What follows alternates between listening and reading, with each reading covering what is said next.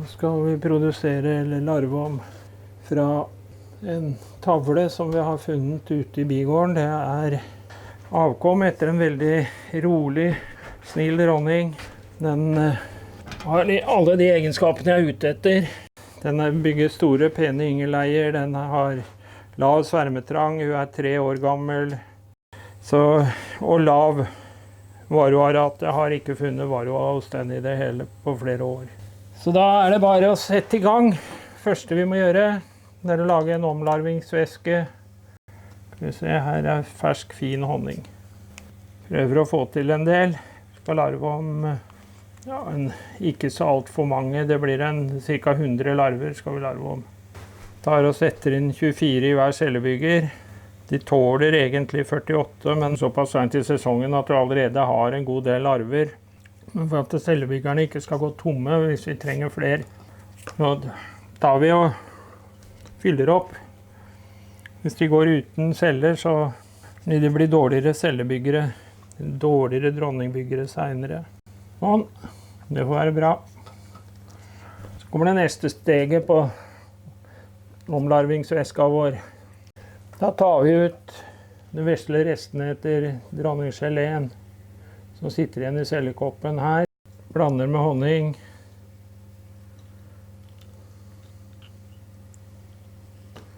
Så har vi 2 andre, sånn som det her, er ikke gode å henge inn i klekeskapet, så vi bare bryter av. Bruker dronninggeleen.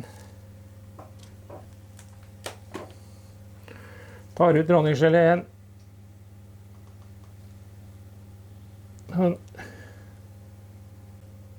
En til. Også det samme. Vanskelig å henge inn i klekeskap. Det blir som regel ikke noe resultat av. Tar ut dronninggelé. De var godt fôret, så det blir fine dronninger av det her. Det viser at vi har hatt rikelig med pleiebier til å stelle cellene. Det skal ha ca. 500 bier per fullført dronningscelle. Sånn.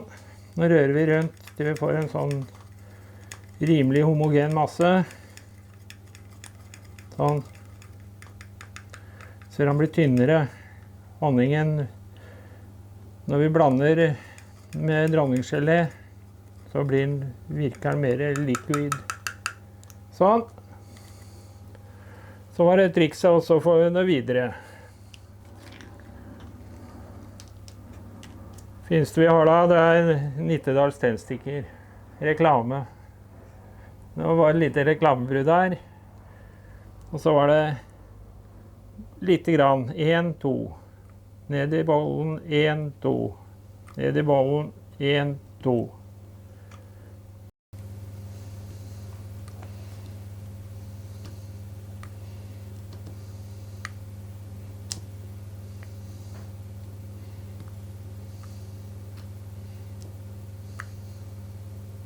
Nå skal vi over til omlarvingsdelen. Nå skal vi finne larver som ligger i aldersgruppa fra 18 til 36 timer. Jeg liker fortrinnsvis de som ligger imellom der, rundt 4-25 timer. Enklere å håndtere, ikke fullt så sårbare. Blir de for store, blir de pløsete? Er de for små? Ja. Du kan se litt på størrelsen. Så ser dere selv. Først så må jeg ned, og så må jeg skjære av kravene. Jeg må finne larvene nedi her.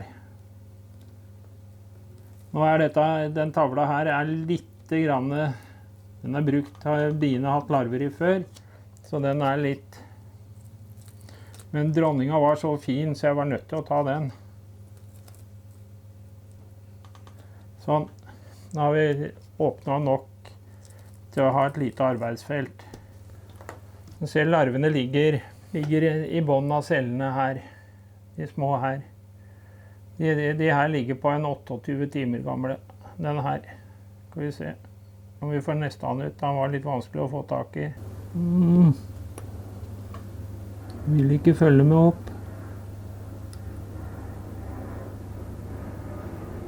Nummer 2, det går ikke. Ja, jeg må jukse litt, ser jeg. Sånn, nå har vi en larve her. Så store. I samme retning som man ligger i cella, den skal ligge det cellekoppen også. Hvis han blir snudd rundt sånn at han blir stående opp ned, så da drukner han.